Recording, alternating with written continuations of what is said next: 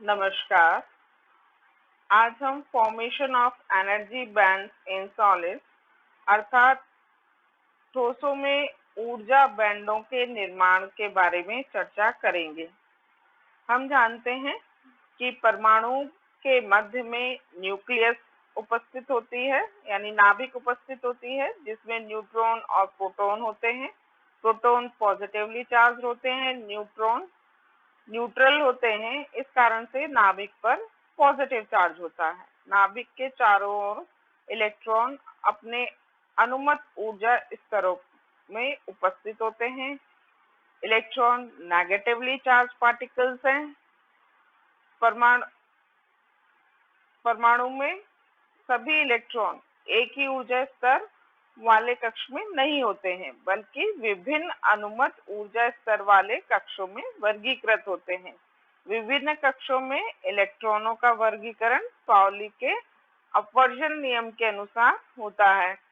परमाणु में इलेक्ट्रॉन सबसे पहले उस कक्षा में रहते हैं जिसकी ऊर्जा सबसे कम होती है, और फिर पाउली के अपवर्जन नियम का पालन करते हुए ऊर्जा वृद्धि के क्रम में उच्च ऊर्जा वाले कक्षाओं में इलेक्ट्रॉन रहते हैं।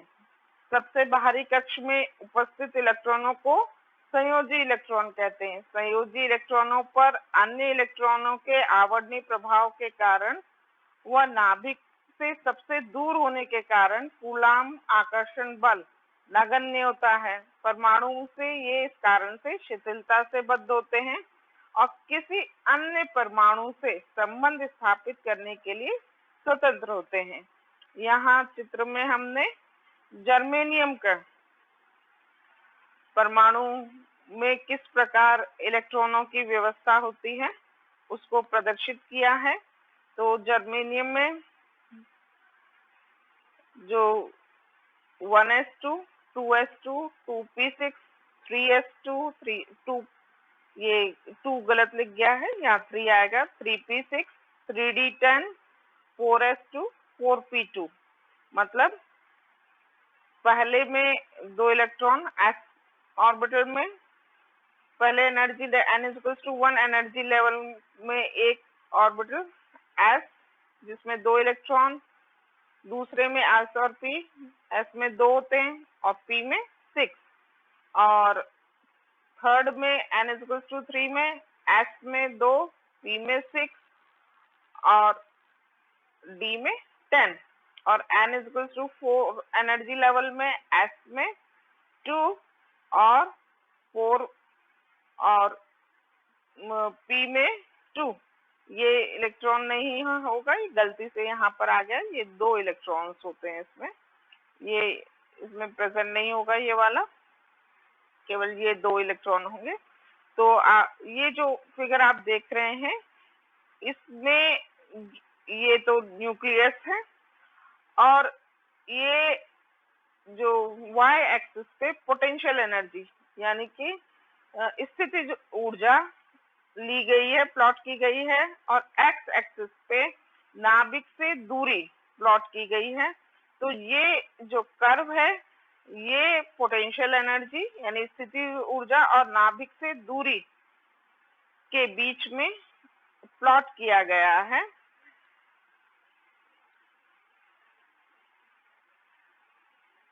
तो ये n=1 एनर्जी लेवल है, ये n=2 एनर्जी लेवल है, ये n=3 एनर्जी लेवल है, और ये n=4 एनर्जी लेवल है।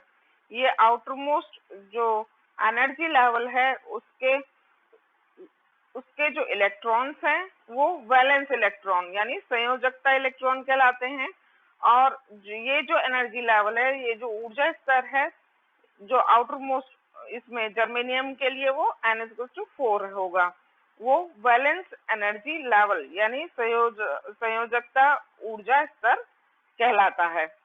तो आप ये एक तरह से विभव प्राचीर है जिससे कि इलेक्ट्रॉन बाहर नहीं जा सकते हैं, ये बद्ध अवस्था में है। ये इलेक्ट्रॉन, ये सारे इलेक्ट्रॉन चूंकि न्यूक्लियस से ये इलेक्ट्रॉन अधिक पास है, इस कारण से इनका आकर्षण बल न्यूक्लियस से अधिक अधिक आकर्षण से बंधे हुए होते हैं, जबकि ये जो इलेक्ट्रॉन्स हैं, जो संयोजकता ऊर्जा स्तर के इलेक्ट्रॉन्स हैं, ये चूंकि यहाँ आवर्णी प्रभाव आ जाता है इन इलेक्ट्रॉन्स का, तो इन पर जो प्रभाव है वो काफी कम होता है, तो ये उतने ज्यादा आकर्षण बल से बंधे हुए नहीं होते हैं नाभिक से।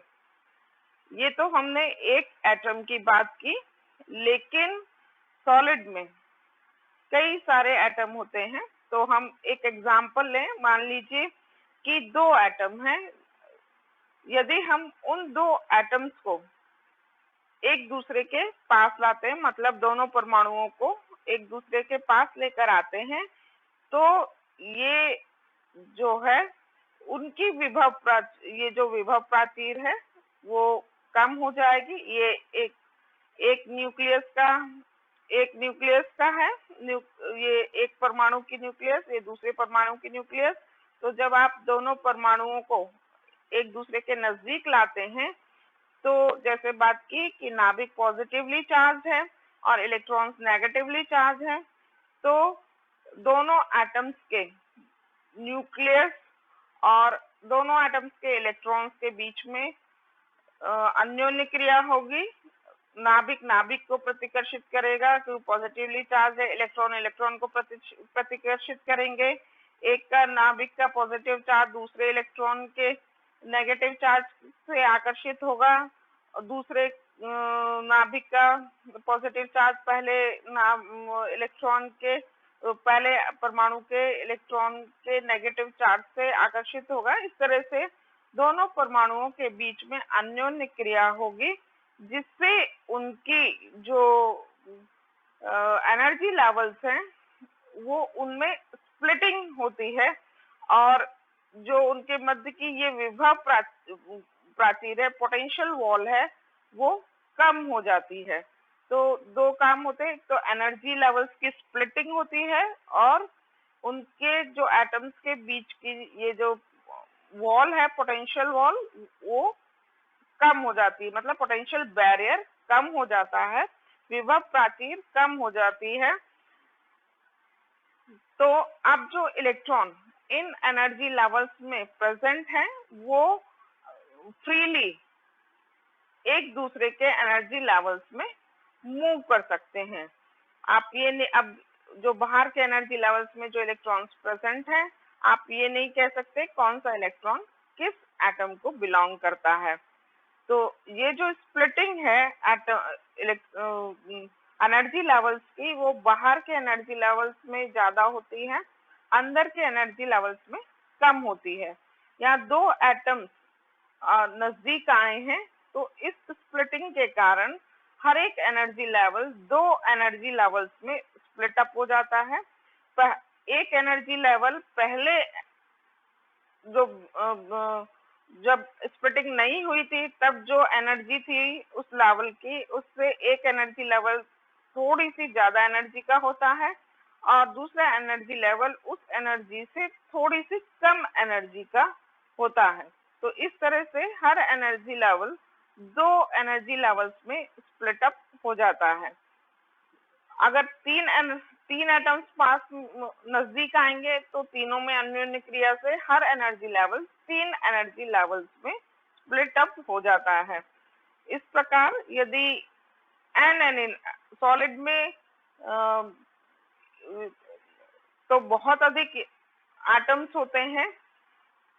यदि हम इसे कैपिटल एन मान लें कि capital N number of atoms हैं, तो जहां एन काफी बड़ी संख्या है, तो जब एन नंबर ऑफ एटम्स एक दूसरे के नजदीक आएंगे, तो हर एनर्जी लेवल एन एनर्जी लेवल में स्प्लिट अप हो जाएगा। एन जिनमें से n/2 एनर्जी लेवल जब स्प्लिटिंग नहीं हुई थी, तब जितनी जो एनर्जी थी उससे n/2 एनर्जी लेवल अधिक एनर्जी के होंगे, और n/2 एनर्जी लेवल्स उससे कम एनर्जी के होंगे। ये n इतनी बड़ी संख्या है कि ये एनर्जी लेवल इतने नजदीक होते हैं, जिससे कि ये एक बैंड की तरह से लगता है। हालांकि तो इस तरह से जैसे इसमें दिखाया गया है कि जैसे जर्मेनियम का ही बात करें कि जर्मेनियम का N=4 जो एनर्जी लेवल है, यदि जर्मेनियम के जर्मेनियम के N एटम्स नजदीक लाएंगे तो N=4 energy level N energy levels में स्प्लिट अप हो जाएगा और एक बैंड का फॉर्मेशन करेगा। क्योंकि और इस बैंड में जो एनर्जी लेवल्स है वो बहुत नजदीक बहुत उनमें जो एनर्जी का जो अंतर है वो बहुत कम होता है। वैसे ही N=3 जो एनर्जी लेवल है वो N एनर्जी लेवल्स में स्प्लिट अप हो जाएगा और एक बैंड का फॉर्मेशन करेगा। मतलब N एनर्जी लेवल का एक बैंड बनेगा जिन एनर्जी लेवल्स की एनर्जी में बहुत कम अंतर होगा। तो N=3 का एक बैंड बनेगा और N=4 एनर्जी लेवल्स का एक बैंड बनेगा। इन दोनों बैंड्स के बीच में एक एनर्जी गैप होगा। ये एनर्जी गैप फॉरबिडन गैप यानी वर्जित ऊर्जा अंतराल कहलाता है। दोनों एनर्जी लेवल्स के बीच में जो कि एनर्जी गैप होता है, एनर्जी गैप से मतलब कि उसमें कोई भी एनर्जी लेवल उपस्थित नहीं होता है, अतः उसमें इलेक्ट्रॉन प्रेजेंट नहीं हो सकते हैं। इस कारण से फॉरबिडन गैप वर्जित ऊर्जा अंतराल कहा जाता है। वो एनर्जी बैंड जिसमें कि संयोजकता इलेक्ट्रॉन्स उपस्थित होते हैं वो संयोजकता बैंड यानी कि वैलेंस बैंड कहलाता है। और उसके बाद वाला जो खाली बैंड होता है वो कंडक्शन बैंड यानी कि चालन बैंड कहलाता है। वापस से समझिए, जिस बैंड में इलेक्ट्रॉन्स वैलेंस इलेक्ट्रॉन्स प्रेजेंट होते हैं वो वैलेंस बैंड कहलाता है और उसके बाद वाला जो बैंड होता है वो कंडक्शन बैंड कहलाता है।